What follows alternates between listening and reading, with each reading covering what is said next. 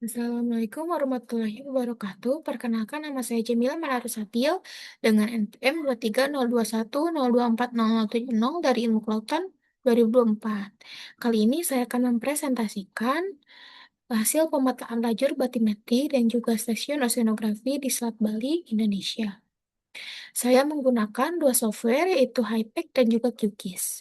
HiPAC digunakan untuk merancang jalur survei sekaligus menentukan posisi stasiun pengamatan. Kemudian data koordinat yang telah diperoleh diolah menggunakan QGIS untuk dilakukan visualisasi spasial dan juga layouting. Sebelumnya saya akan menjelaskan bagaimana kondisi geografis di Selat Bali. Selat Bali adalah salah satu selat di Indonesia yang memiliki letak geografis di antara Pulau Jawa di bagian barat dan juga Pulau Bali di bagian timur, serta dibatasi Laut Bali di bagian utara dan Samudra Hindia di bagian selatan. Selat ini yang menurut perkiraan Riterbus 1975 memiliki lebar di bagian utaranya hanya sebesar 2,5 km dan bagian selatannya mencapai 55 km.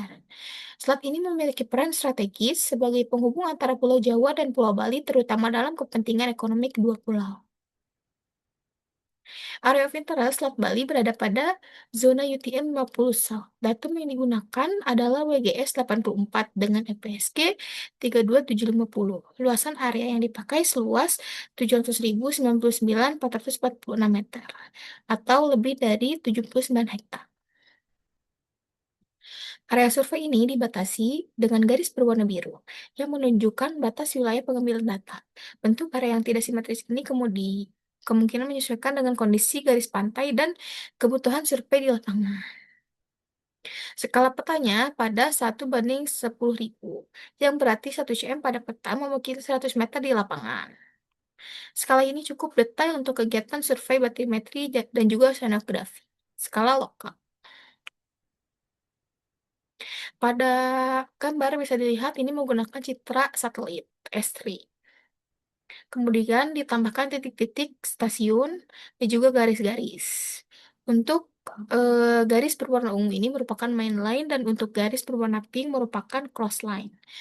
Untuk main line-nya, perkiraan durasi surveinya dengan total line 41 lines, yaitu total time-nya 7 jam 13 menit 15 detik, dengan line time-nya 3 jam 53 menit 15 detik, dan total transit time-nya 3 jam 20 menit dengan total distance-nya 35.998 meter. Untuk cross line, perkiraan durasi survei untuk total lines-nya 15 line, total time-nya 2 jam 58 menit 34 detik. Line time-nya 1 jam 48 menit 34 detik. Dan total transit time-nya 1 jam 10 menit. Dengan total distance 16.727 meter. Untuk stasiun oceanografinya sama pada skala 1:10.000 dengan datumnya WGS 84, proyeksi UTM zona 50S dan sistem gridnya grid UTM.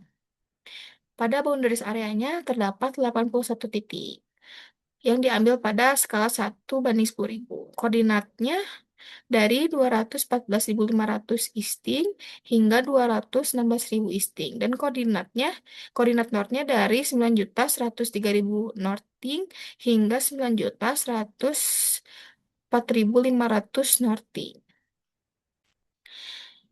Distribusi titik-titik yang rapat ini penting dalam survei batimetri karena semakin banyak titik pengamatannya, maka model kedalaman yang dihasilkan akan semakin akurat. Data dari titik-titik ini nantinya dapat digunakan untuk membuat peta kontur kedalaman laut. Lalu secara keseluruhan, peta ini menunjukkan perancangan survei yang sistematis, dengan cakupan area yang jelas, koordinat yang terdefinisi dengan baik, serta distribusi stasiun pengamatan yang merata. Hal ini sangat penting untuk menghasilkan data oceanografi dan barometri yang akurat. Hasil pemetaan ini bisa menjadi dasar penting dalam pengambilan data lapangan, sehingga data yang diperoleh nantinya lebih akurat dan dapat digunakan untuk analisis lebih lanjut. Sekian yang bisa saya paparkan. Mohon maaf bila ada kesalahan kata. Semoga bermanfaat. Wassalamualaikum warahmatullahi wabarakatuh.